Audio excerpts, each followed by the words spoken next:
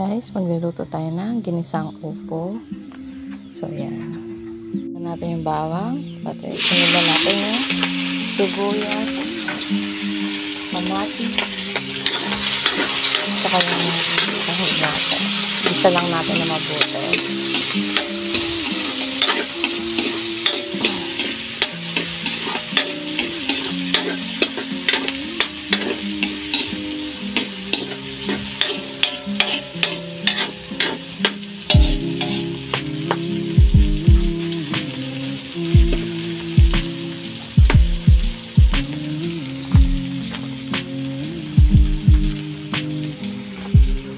So, malalaman natin luto na yung kamatis kapag yung balat niya, guys, ay may tulay na doon sa mismo laman. Guys, spirit-spiritin lang natin.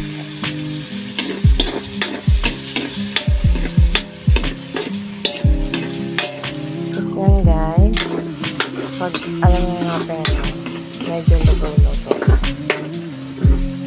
lagyan mo lang natin. Tapos, saka natin ilalagay yung upo.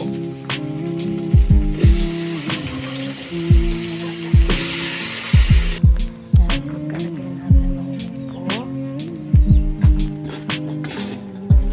Guys, huwag nyo muna masyadong lagyan ng tubig kasi yung upo is matubig to, guys. So, pag naluto na siya, kusa siyang maglalabas ng tubig. Kaya, sa kanya nalagyan ng pag luto na yung upo para matansya nyo agad. Gisa lang natin, guys. Hanggang sa kumulo. Halu-haluin lang natin, guys.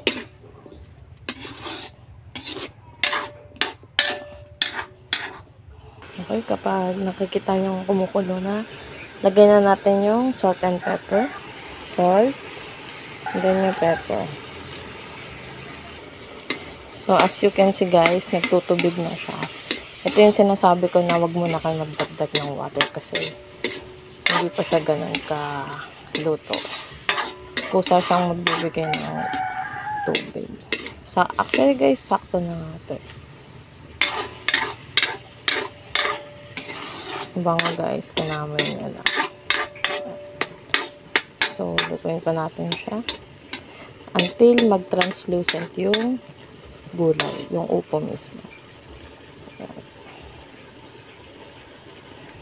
Kumukulo na siya, guys. So, antayin na natin siya, guys, kumulo. And after that, hahanguin na natin siya, guys. And guys, malapit na siyang maluto. So, after kumulo to, guys, tatransfer na natin siya. Ready na siya, guys. Prepare na tayo, guys, ng sinaing natin. So, every saing, ang sakto lang dito sa lagayan namin ay 4 cups. So, tara. Kuha tayo, guys.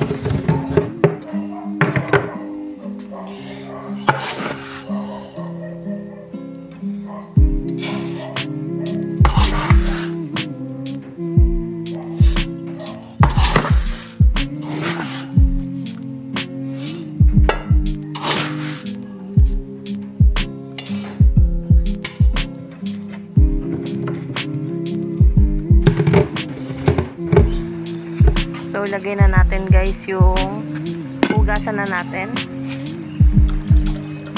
Bale, 2 beses nating huhugasan itong bigas para matanggal yung starch. So, hugasan lang natin mabuti. Ayan, guys.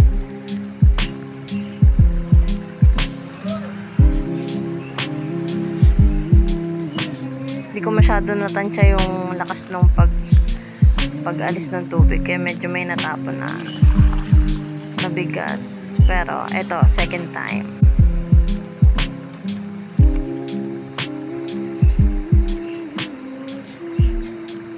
Slowly, guys. Op, op, op, op, op, op, op. Okay, okay, okay. Yan, dahan-dahan lang guys.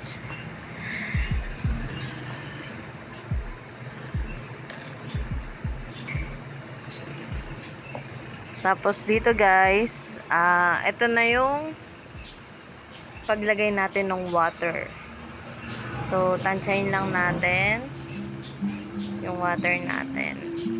Pangit kasi yung medyo madaming water. So, dyan guys, yung kung makikita nyo, sa gitna lang nung tangkal nung daliri ko. So, lagay na natin dito sa ating gatong. Alam nyo guys, trivia lang, itong nilalagay namin ng panggatong is, kung familiar kayo dun sa pinag-alisan ng ng mais, yung gitna, yung matigas, pwedeng ipanggatong yun guys. Actually, parang uling siya, matagal din siyang maubos. So, tipid tips na naman yun guys. Yan, so antayin.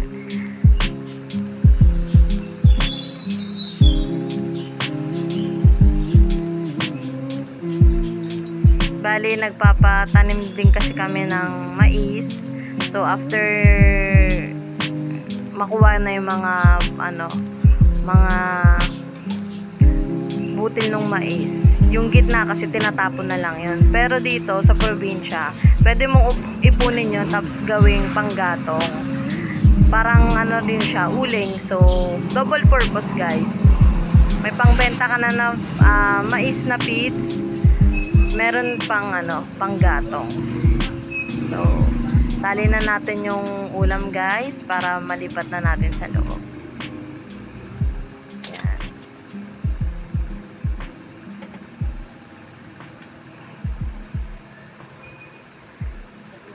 Goods na to guys, ready na for food. Pagkatapos natin magsaing guys, mag-iihaw tayo ng bangus. Syempre may sarsa na yung may sabaw yung ulam natin, kailangan may bangus na kapartner yan na inihaw. So, paypayan lang natin guys. Pabagain natin yung Actually guys, ang ginamit ko dyan na ihawan, kung meron kayo yung mga kaldero na makakapal, yung takip nun, kahit ibaliktad nyo lang yun guys, pwedeng ihawan yun. So, medyo malalaki kasi itong bangus na nabili ng asawa ko. So, saktong-sakto lang yung size niya dun sa laki nung takip ng bangus. So, pabagain lang natin guys yung uling na mais na uling natin guys, para maganda yung pagkakaluto. Medyo mausok lang guys, pero syempre maganda yan guys, kasi ayan yung yung isa sa mga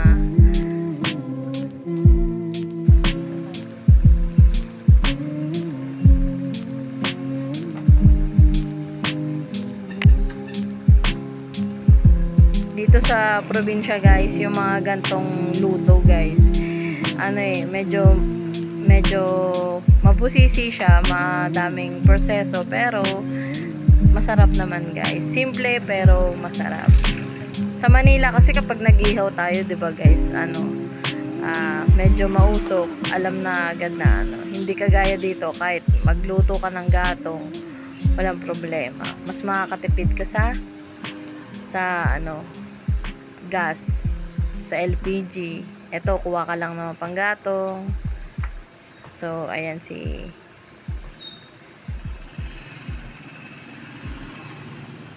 ang asawa ko, tinutulungan niya ako. Check. Bago natin nilagay guys yung isda, make sure na mainit yung paglalagyan, paglulutuan.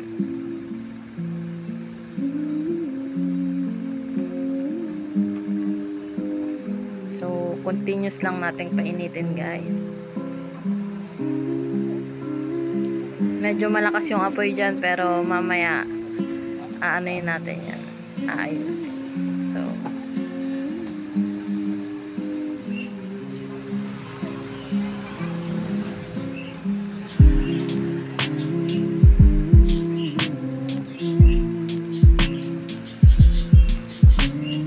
bali dyan, nilagyan namin ng konting mantika para hindi dumikit yung isda. Kasi pag walang may tendency na dumikit yung yung balat, yung kaliskis. So pag nag-iihaw pala tayo guys, wag nating tatanggalan ng kaliskis. Dito guys, hindi na namin ginamitan ng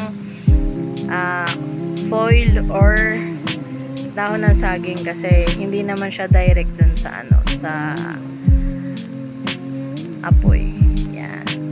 3 muna guys, kayang-kaya. Yung medium size, kayang-kaya dyan guys. So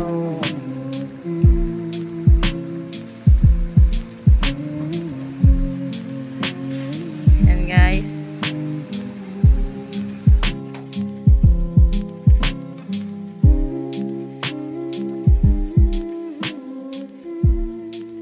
Pagkabaliktad guys, tingnan nyo, ang ganda ng pagkaluto niya guys.